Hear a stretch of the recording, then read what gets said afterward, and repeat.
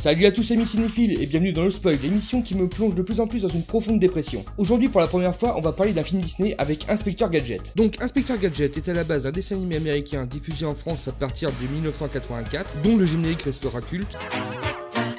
Ça va être la joie. Celui-ci met en scène un inspecteur de police doté de gadgets, d'où son nom. Aidé par sa nièce Sophie et du chien Fino, ils devront déjouer les plans du machiavélique Dr Gang, chef de l'organisation MAD, acronyme de méchant, abruti, débile. Je n'invente rien. La particularité du Dr Gang, c'est que jamais dans la série on ne verra son visage.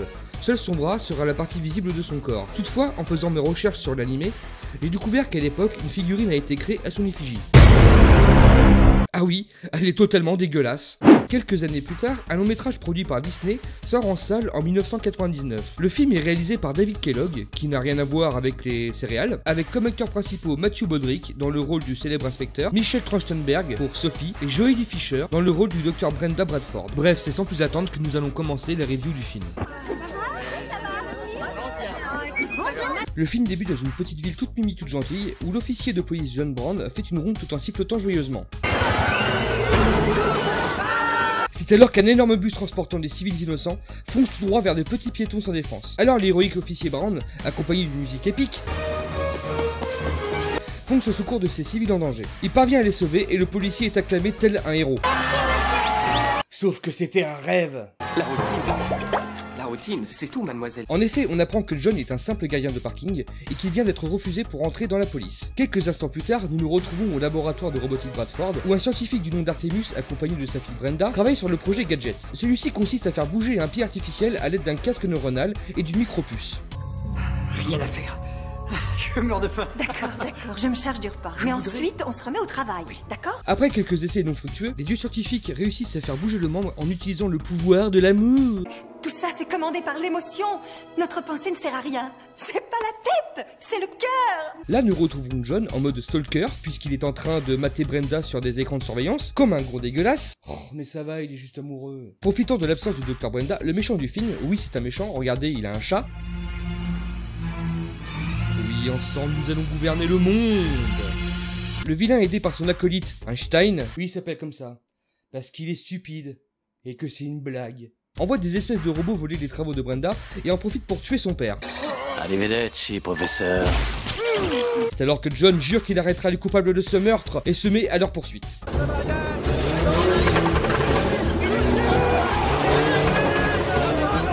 C'est au volant de sa voiture, de merde, qu'il essaye d'arrêter les assassins. Mais ceux-ci, ayant une voiture équipée de gadgets, bah tiens, oui pourquoi pas, envoie une nappe d'huile, ce qui provoque un accident où John est envoyé dans le décor.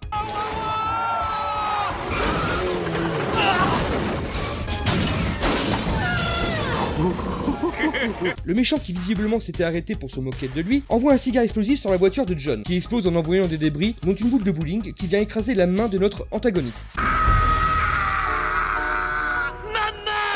Quelques instants plus tard, nous retrouvons Sophie accompagnée par Fino, qui visiblement a été remplacée par une vulgaire peluche, se rendant à l'hôpital où John est plongé dans le coma. C'est ici qu'on apprend que le corps de celui-ci est complètement foutu, et également que le maire de la ville a donné son accord pour utiliser le corps du malheureux afin de mettre en place le projet Gadget. Clé plate. Voilà. Piège à rat. Robinet. Après une longue opération, John se réveille et s'aperçoit que des trucs lui sortent littéralement du corps. Mais...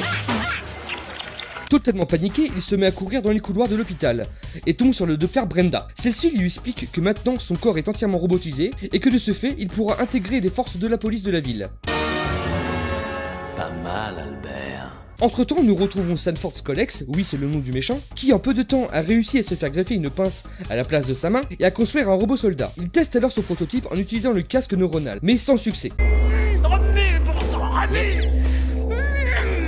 Un vrai légume. Il a pété. Il s'aperçoit qu'en réalité, il lui manque quelque chose pour faire fonctionner son robot. C'est au même moment que Brenda explique à John que c'est grâce à une espèce de carte SD qu'il peut utiliser tous ses nouveaux gadgets, et que sans celle-ci, son corps ne pourrait pas fonctionner. Mais regardez sa tronche, mais dis-le clairement si t'en as rien à foutre. Bref, Brenda remet alors à John un manuel d'utilisation ainsi que son nouveau costume.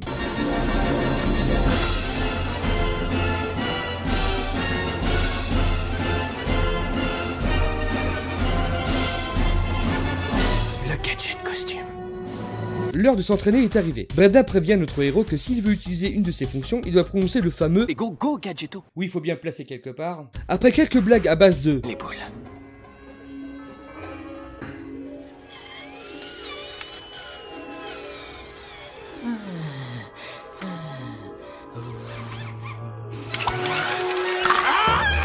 Brenda offre à John une voiture, la Gadgetto Mobile, qui parle comme une racaille de banlieue, ce qui est aussi prétexte pour faire des blagues pas drôles.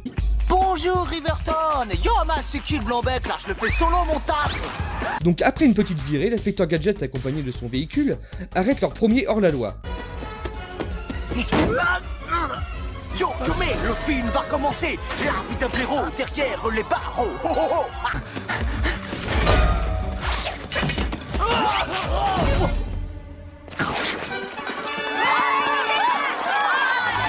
Quelques instants plus tard, nous retrouvons John dans une soirée donnée en son honneur. C'est là que Sanford Scolex propose à Brenda un poste dans son entreprise pour poursuivre ses recherches. Alors, deux questions avant de poursuivre. Pourquoi il ne l'a pas fait avant? Ce qui aurait pu lui permettre d'éviter de tuer le père de Brenda. Et bordel, pourquoi John ne le reconnaît pas? On sait qu'il l'a déjà vu avant de se faire exploser. Mais c'est qu'il a perdu la mémoire.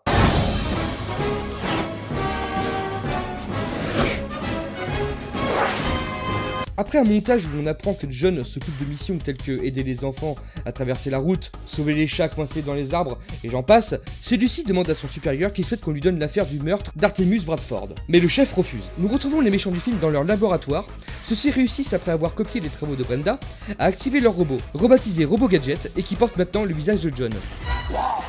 Oh, ça marche. Bienvenue chez Scolex, Robo Gadget. Et oui, parce que le plan du grand méchant, c'est de faire croire que l'inspecteur Gadget est devenu fou, et de semer le chaos dans la ville. Et pourquoi? Pendant ce temps, notre inspecteur mène son enquête de son côté, afin de démasquer ce terrible meurtrier. Il tombe donc sur une sorte de petit jeton où il est inscrit en tout petit « Si. » En même temps, le robot Gadget s'amuse à terroriser les enfants et brûle les panneaux de la ville. Oulala, mais comme c'est méchant!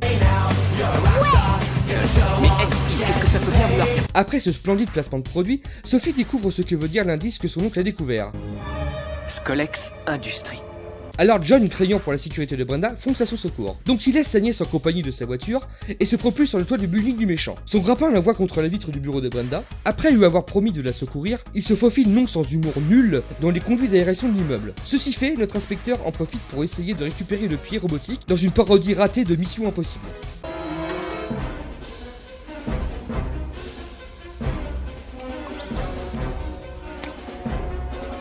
Mais il se fait repérer et capturer. C'est alors que le méchant lui explique son plan machiavélique, puis lui retire la micropuce, ce qui désactive complètement John. Pendant ce temps, le robot Gadget sème toujours le chaos dans la ville. Brenda et Sophie sont quant à elles à la recherche de John et le retrouvent dans une décharge. Mais malheureusement, n'ayant plus la puce, John ne se réveille pas. Mais c'est grâce au pouvoir incroyable de l'amour que celui-ci se réveille. Il est vivant. Brenda. Et c'est alors que nos héros foncent à la poursuite des méchants. John parvient à bondir sur la voiture de Sanford et engage le combat avec le robot Gadget. Pendant ce temps, Brenda est toujours à la poursuite du méchant et parvient à le rattraper, mais celle-ci se fait misérablement capturer. L'inspecteur Gadget est prévenu par sa voiture que Brenda est retenue par Scolex, et grâce à un habile stratagème, qui consiste à arracher la tête du robot, réussit à vaincre son ennemi. Go Gadgetocopter. Contact. Tout de suite après, il se lance à la poursuite du méchant, qui lui essaye de s'échapper à bord de son hélicoptère.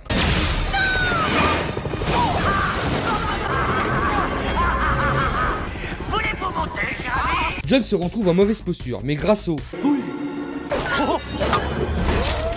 et réussit à faire perdre le contrôle de l'appareil au ravisseur. Une ombrelle. John, tu as réussi. Oh non. Puis atterrit avec Brenda dans une fontaine. Sanford, quant à lui, tombe directement dans les Gadgetto mobiles et se fait arrêter immédiatement par la police. Ils sont à vous les queues. Puis le film se termine avec John et Brenda s'embrassant sous un feu d'artifice.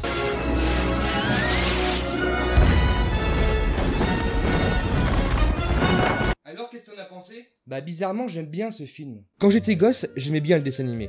Et je trouve que le long métrage est plus ou moins une bonne adaptation. Avec quelques nouveautés, genre les origines de l'inspecteur, le fonctionnement de ses gadgets. Le film est mauvais hein. L'utilisation à outrance de bruitage de cartoon pour ponctuer les blagues est à la longue insupportable et pas drôle. L'objectif du méchant est d'un cliché pas possible, et je ne parle pas de la cohérence de certaines scènes. Mais étrangement, j'aime bien ce film. Quelques blagues fonctionnent, j'adore voir Matthew Broderick faire le clown, et certains effets spéciaux restent efficaces. Une suite directement sortie en DVD a vu le jour en 2003.